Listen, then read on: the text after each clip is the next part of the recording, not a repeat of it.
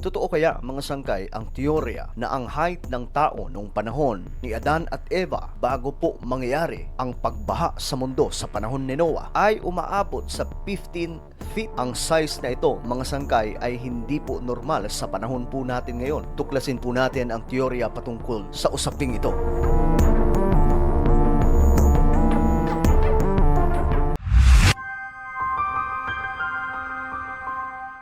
Hello, what's up mga sangkay? This is me. I'm back for another vlog today.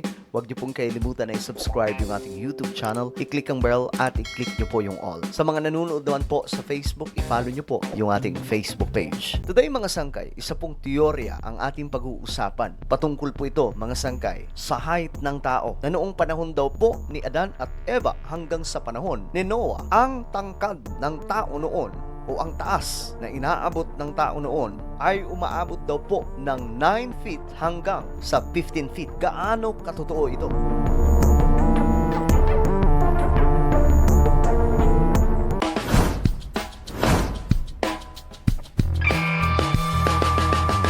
Maraming mga misteryo mga sangkay tungkol po sa mga nakasulat sa Biblia, lalong-lalo na po sa kung papaano nilikha ng Diyos ang sangkatauhan. Isa sa mga katanungan mga sangkay, papaano dumami ang tao nung panahong iyon nang ganun kabilis? Papaano nagkaroon ng asawa si Cain sa ibayong dako mga sangkay kung sila pa lamang ang tao nung panahon na iyon? Papaano nag-exist ang mga higante nung panahong iyon? At papaano umaabot sa 900 mahigit ang edad ng tao noong panahong iyon?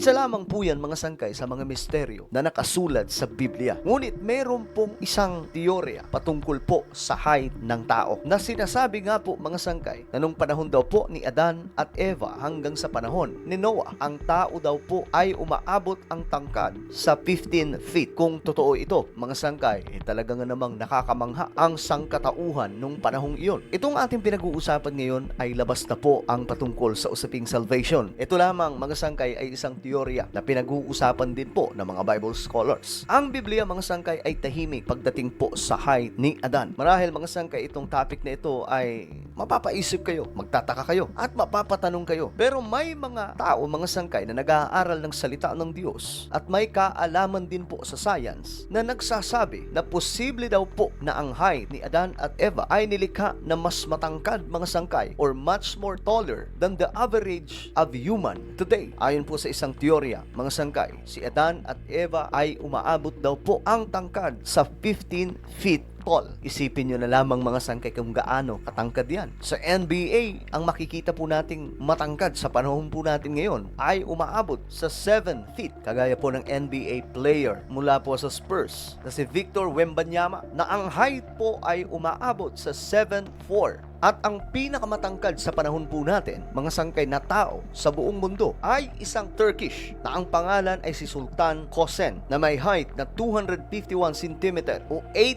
feet na ayon po sa information mga sangkay, ang extreme height ng taong ito ay nagbunga mga sangkay ng isang tumor affecting his pituitary gland. Siya rin po ay kilala mga sangkay for having one of the largest feet in the world.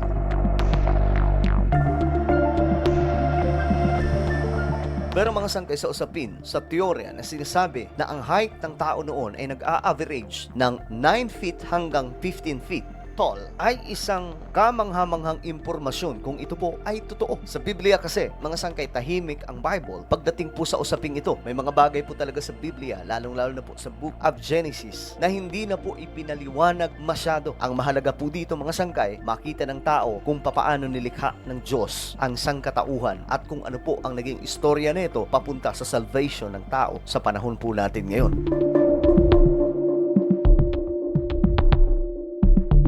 Ang teorya ng supersize Adam start with the fact that people before the flood lived extraordinarily long lives. So dahil daw po mga sangkay, ang tao noon ay nabubuhay ng napakaraming taon. Isipin nyo naman mga sangkay, si Adan ay umabot po sa taong 930 years old. At ang pinakamahabang edad na tao mga sangkay na recorded po sa Bible ay si Methuselah na mayroon pong 969 years old. Isipin nyo yan mga sangkay, kung si Enrile nga lang, tayo mga Pilipino ay nawindang na sa kanyang edad. lumampas sa 100 years old. Papaano pa kaya yung edad ng tao noong unang panahon bago mangyari ang flood?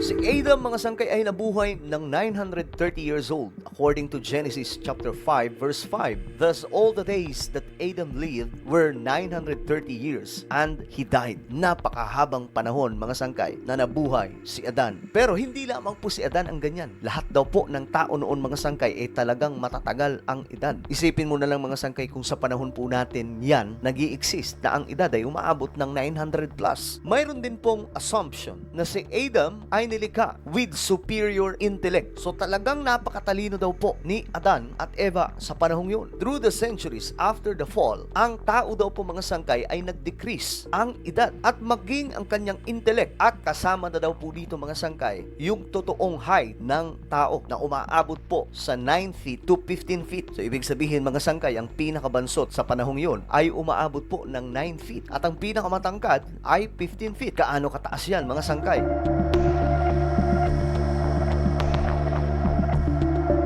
Isa pa sa teorya, mga sangkay, ang presensya daw po ng mga very large animals at mga insekto in the fossil records lends support to the theory that Adam was very tall. Noong 1940, mga sangkay, ang fossilized wing of Meganeuropsis americana was unearthed in Oklahoma. This dragonfly-like insect had a wingspan of almost 2.5 feet. So ito po yung mga nadiskubre ng mga scientists, kung kaya't sinasabi ng mga naniniwala na matangkad nga po ang tao noong unang panahon, mga sangkay, kaysa po sa height natin ngayon, dahil nakita daw po nila sa mga fossil na recorded ng mga scientists na itong mga insekto at mga hayop noong panahong yon ay talagang malalapan, matatangkad, kaya't posible daw, mga sangkay, na ang tao may matangkad din po na size.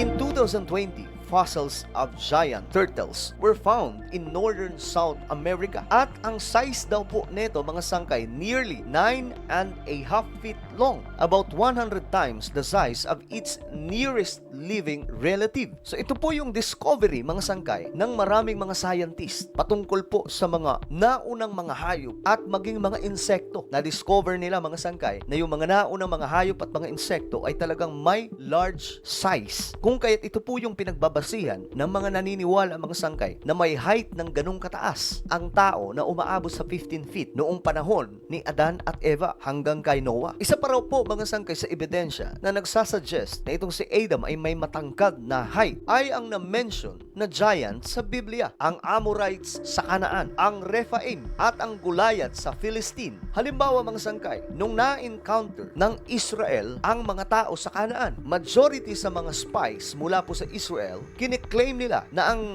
Canaan na kanilang nakita, mga sangkay, nakita po nila na mayroong mga matatangkad na taong nakatira doon. Mababasa po natin yan sa Numbers chapter 13 verse 32. But others suggest, mga sangkay, na ang nakita po ng mga spies mula po sa Israel sa land of Canaan ay hindi po normal na size ng tao. Sila daw po ay bahagi ng Nephilims na posibleng nag-exist muli sa panahong iyon.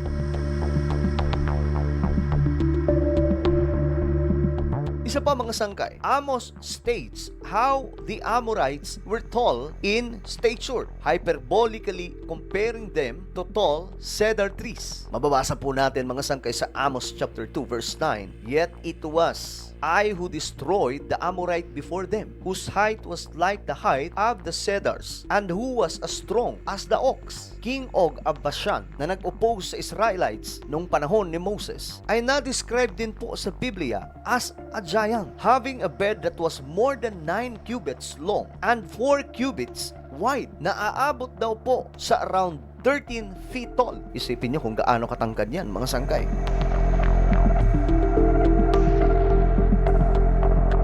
Isa pang tao, mga sangkay, sa Biblia ay si Goliath, na na-describe being 6 cubits and a span, which is over 9 feet in height. So ang tanong dito, itong historical characters na mababasa po natin sa Biblia ay may malaking epekto ba sa genetics ni Adan at Eva? May mga nagsasabi, mga sangkay, na oo, ayon sa kanilang paniniwala. Dahil nung panahon yun, mga sangkay, normal lang daw po ang makakita ng ganong klaseng height. Samantala sa panahon po natin ngayon, mga sangkay, ang pinakamatangkad na ay 8 feet. Nagkasakit pa. Dahil ayon nga po sa pag-aaral ng mga medical professionals at mga scientists, kapag ang tao daw po ay umabot ng 8 feet sa panahon po natin ngayon o kahit 7 feet, nagkakaproblema daw po ang kanyang katawan dahil hindi kinakaya daw po mga sangkay ng body organs ang epekto ng tangkad na kanyang dinadala.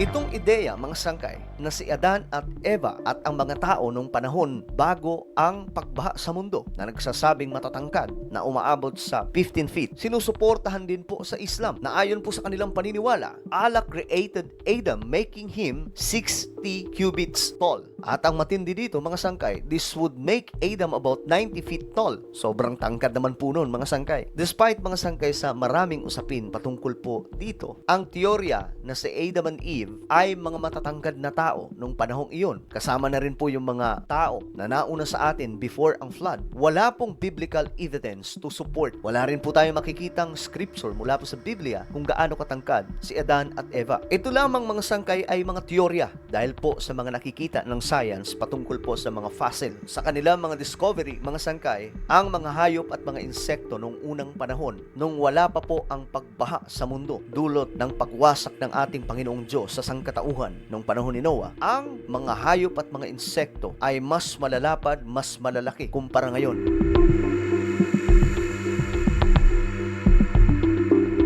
Sa pa po sa teorya, mga sangkay, na itong mga dinosaurs daw po ay talagang nag-exist, pero hindi po sa panahon na wala pang tao sa mundo, kundi sa panahon nila Adan at Eva. Dahil daw po sa size ni Adam and Eve at ng sangkatauhan noon, posible daw po, mga sangkay, na itong mga matatangkad na nilalang sa mundo, mga hayop, kagaya po ng mga dinosaurs, ay nag-i-exist sa panahon po, mga sangkay, nung hindi pa nangyayari ang flood o malaking pagbaha sa mundo. At pagkatapos daw po ng malaking pagbaha sa ating planeta, nung panahon ni Noah, ang edad ng tao ay ibinaba ng ating Panginoong Diyos papunta sa 70 years old. Hindi na nag-edad ang tao sa 900 years old. Kung kaya't, mga sangkay, maging ang intellect ng tao, edad at height, bumagsak ng bumagsak. Pero kayo, mga sangkay, ano po ang inyong opinion tungkol dito? Tandaan po natin, hindi po ito bahagi ng salvation ng tao. Ito po ay teorya lamang sa posibleng kalagayan ng tao nung panahon ni Adan at Eva hanggang sa panahon ni Noah.